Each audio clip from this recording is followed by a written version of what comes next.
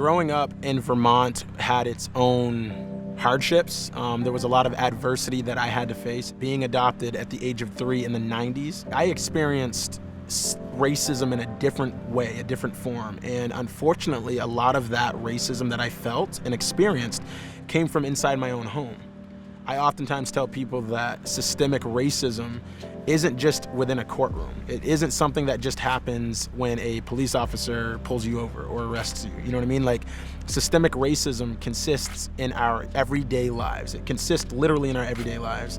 And I experienced it in so many different ways.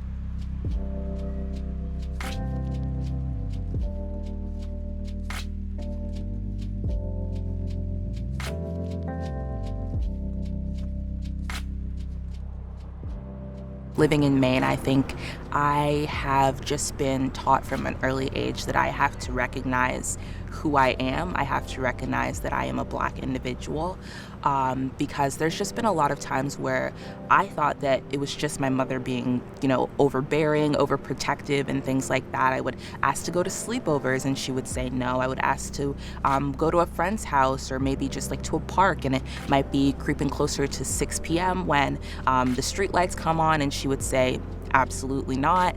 And so there was just some things that I couldn't do. And now growing up and recognizing that that was not overbearing nature, that was not her being overprotective, that was her raising a Black child.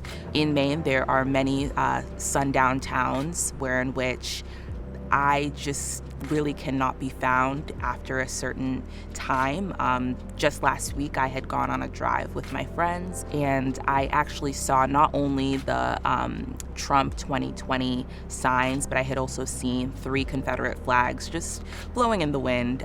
So those are the kinds of things that my mother was fearful of. People who harbored just hate towards people who look like me. That's what my mom was fearing. All members of the LGBT community know what it's like to be targeted for something we cannot control. Yeah, for me, I'm married to a man, so if I want to go out on a date or something, it's kind of hard for me to hide it. But if we just want to go to a quick trip to Walmart, I can dress like this and hide it. But a Black person is simply judged by the first thing that people see, and that's the color of their skin. Initially, when people meet me, they just see my skin, they see my hair, and they have assumptions of me. They don't know that I'm an educated Black woman, that I'm pursuing a master's degree, and that I'm raising Black boys. And my sadness for them was, will they be given the right opportunity in life, or will they always still be, a Black child? My boys, they play with children of all kinds. And I live in a predominantly white town. I don't ever want to be fearful that my son is going to go out one day and he may not come home. That is a very hard thing for me to comprehend, especially when I'm doing everything that I can to give them the life that they deserve. But I can't control the world around us. So it's been really difficult to organize for Black Lives Matter here in New Hampshire, simply because we're the 3rd whitest state in the country. And so I feel like there's a lot more people that we have to wake up to this reality that racism, systemic racism, is still a thing, and we are still facing repercussions of the earlier days in this country. And so, there's a lot more people that we have to kind of say, like, hey, New Hampshire isn't innocent, and we're facing racism here in New Hampshire, and there are issues that we have to deal with here too. Growing up on the island, one thing you're made very aware of is the economic disparities. It's very in our face, especially in the summertime when our population goes from 15,000 to 100,000 people. And so, especially in the summertime, people say how, we don't need these protests, but I think we especially need them now because all the communities coming to our community and from off island, that's how much more it's amplified. The fact that this town is so personal and any work we do here is so much person to person, you get that deep connection, is both a pro and a con. It's a pro because you have an emotional investment in me. I'm not some random person that you just saw speak. I'm also the person who you bag groceries for at the Hannaford, or who we run into at the post office. So there's a deep personal connection. So you're more driven to listen to what I'm saying and make change because you know me and you care about my future. But it's also a con because people are so incapable of extricating racist systems from individual people. Sure, we have outright racists, such as Derek Chauvin, who murdered a black man, but you've also got you and me, who are inherently racist, as every single person who's grown up in this country has. Because we're living in a system that was founded on racism, it was founded on slavery, and as such, the systems that we built on those foundations are going to be racist. So you've got people who are unable to grapple with the idea that I am part of a racist system. And it's so easy when you live in a small town to say, well, there are no racist cops because I know every single cop in my town and none of them have ever said the N-word.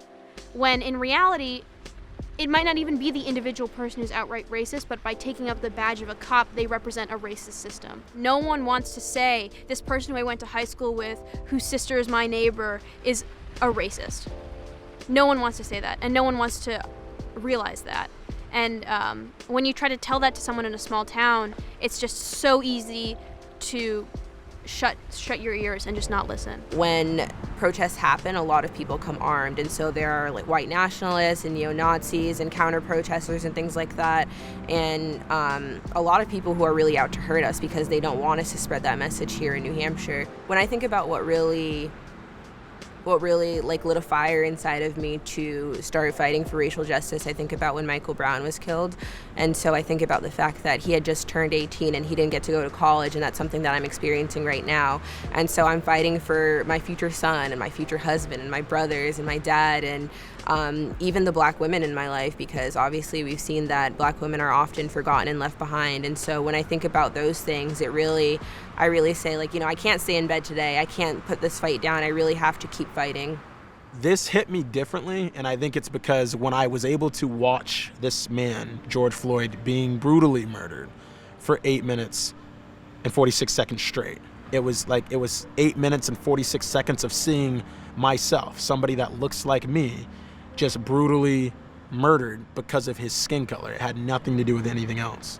I knew when I got home, I had to find a way to become more within my community. I felt like a sense of responsibility to speak up against police brutality due to the fact that, again, I am a black man that lives in a state where people don't even physically realize that racism is even a thing. You can go months without seeing a person of color, and that makes it very easy to forget the hardships that they go through, especially when you're around a bunch of white people and race is never even brought up.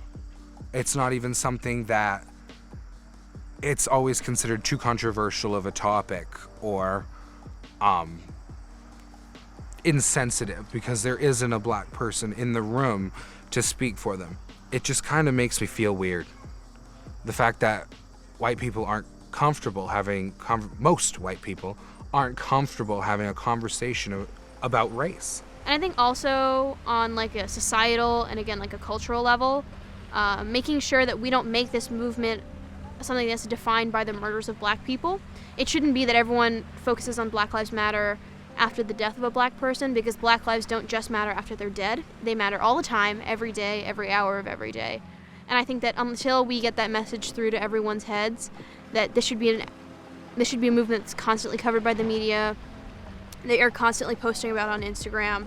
Until we get that message through to people, then I don't think we're going to get the deep societal change that we need. Because right now this is a movement that's championed by tragedy, and it really shouldn't be. And I think that until we figure out how to make it a movement that's championed by victory and it's highlighted by happiness, I don't think we're going to make the deep societal change that we want. I think it's extremely important that the momentum is kept and that people are still striving towards racial equity, because it has not been achieved by any means. And yes, there has been progress that has been made, but in order to truly have racial equity, this work needs to continue. People need to recognize that this is a movement and not a moment. It is not cute. It is not just something that you do because everyone else is doing it, in terms of posting and being just aware of the issues that are going on. One needs to truly be an ally, not because everyone else is supporting this movement. One needs to truly be an ally and recognize that these systems of oppression are in place. Black people, BIPOC people in general, did not, they never built these systems of oppression. They were perpetrated by white individuals, by the majority. We don't even have the power to dismantle the systems of oppression because we ourselves did not put them in place.